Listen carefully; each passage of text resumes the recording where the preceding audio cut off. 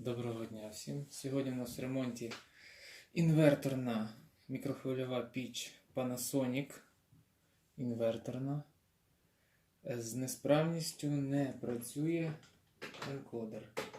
Вмикаємо мережу, нажимаємо зброс. Вправо-вліво енкодер не працює, не реагує. Зараз розберемо мікрохвильовку і подивимося, як вона влаштована. Всередині ми бачимо стандартну плату фільтрації, плату керування з дежурним блоком живлення, магнетрон і сам силовий інвертор, який замінює високовольтний трансформатор в звичайних мікрохвильовках. Отже, зараз знімемо плату управління і подивимось, чому не працює енкодер. Управління знято. Енкодер у нас знаходиться тут.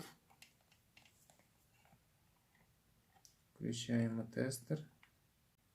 Прокручуємо енкодер. Як бачимо, енкодер спрацьовує. Інша сторона. Інша сторона теж спрацьовує.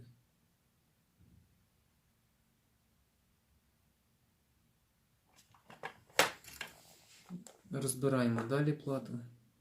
Після демонтажу енкодера виявилося, що він не завжди чітко спрацьовував, тому що в самому ньому є смазка, яка висохла і не давала доставати контактом.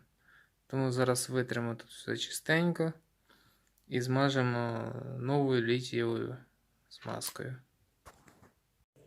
Намащуємо гарненько.